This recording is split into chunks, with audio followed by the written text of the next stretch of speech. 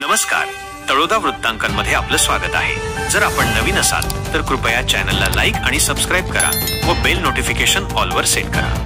महाराष्ट्रामध्ये संत रामपालजी महाराज यांच्या सानिध्यात कबीर साहेब प्रकट दिन सोहळा उत्साहात संपन्न, शिस्तबद्धतेचा आदर्श।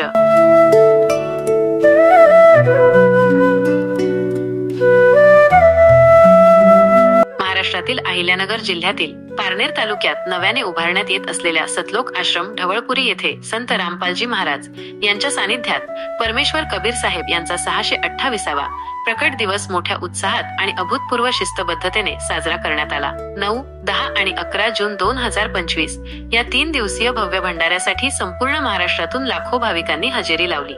विविध धार्मिक आणि सामाजिक उपक्रम। या 3 दिवसीय कार्यक्रमात विविध धार्मिक आणि सामाजिक उपक्रमांचे आयोजन करण्यात आले होते। यात रक्तदान शिबिर तसेच हुंडा मुक्त व साधेपणाने पार पडणारे रमणी विवाह हे विशेष आकर्षणाचे केंद्र ठरले। सुमारे 120 एकर जागेवर विस्तारलेल्या या आश्रमात प्रथमच इतक्या मोठ्या प्रमाणावर कार्यक्रम आयोजित करण्यात आला होता।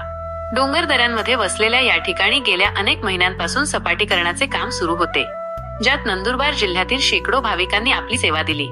याच नव्याने तयार झालेल्या मंडपात हा ऐतिहासिक सोहळा पार पडला।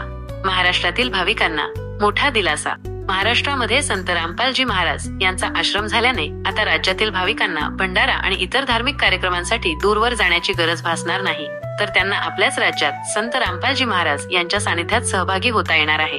शिस्तीचा आदर्श आणि भव्य आयोजन। या भव्य सोहळ्यात महाराष्ट्रातील तसेच अहिल्यानगर जिल्ह्यातील जनतेने एका वेगळ्याच शिस्तीचा अनुभव घेतला। प्रचंड संख्येने भाविक उपस्थित असूनही कार्यक्रमात कुठल्याही प्रकारची भांडणे किंवा गोंधळ दिसून आला नाही। प्रत्येक जण आपापल्या रांगेत उभे राहून भंडाऱ्याचा तसेच इतर सेवांचा शांतपणे लाभ घेताना दिसले। हे या कार्यक्रमाचे एक विशेष वैशिष्ट्य ठरले। भविष्यात या आश्रमाचे स्वरूप पूर्णपणे बदललेले दिसेल असे सांगण्यात येत आहे। या 3 दिवसीय यशस्वी आयोजनात महाराष्ट्रातील सेवादारांनी मोठे योगदान दिले।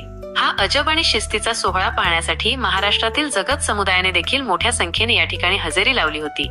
येणाऱ्या प्रत्येक भाविकांचे उपस्थित सेवेदार सतसाहेब म्हणत आदराने स्वागत करताना दिसले। या आदराने जगत समुदायातील भाविक देखील भारावून गेलेले दिसून आले।